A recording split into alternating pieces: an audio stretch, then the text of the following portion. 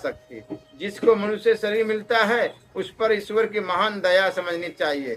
इसी से श्री रामचरितमानस में भी कहा गया है कि आकर 4,84,00,000 जो निभर मत अजीब अविनाशी फिरत सदा माया कर प्रेरा काल कर्म स्वभाव गुण घेरा कब हुक करी करुणा नर देही देते इस बिनु हेतु स्नेही।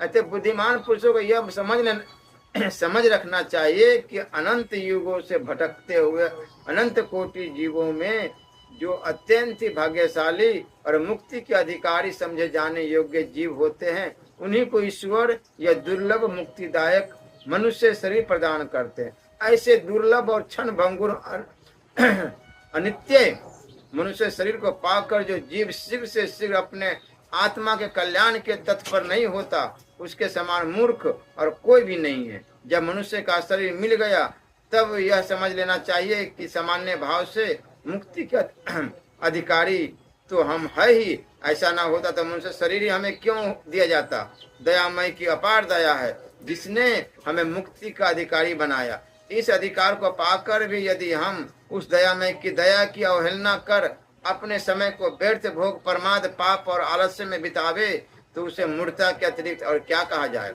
आहार निद्रा और मैथुनादि तो प्राय सभी योनियों में प्राप्त होते ही रहते हैं। फिर मनुष्य के शरीर को पाकर भी यदि जीव उन्हीं विषयों में अपना जीवन बिताता रहे तो फिर उस मनुष्य में और पशु में अंतर ही क्या रह जाता है।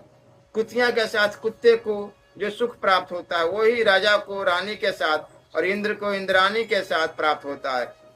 पुष्पों की सुकोमल सैया पर सोने में जो सुख विलासी मनुष्य को मिलता है वही सुख गधे को घुरे की राख पर लेटने में मिलता है। नाना प्रकार के मेवा मिष्ठान खाने में मनुष्य को जो आनंद मिलता है वही आनंद कुत्ते कौवे आदि पशु पक्षियों को अपने अपने आहार में मिलता है।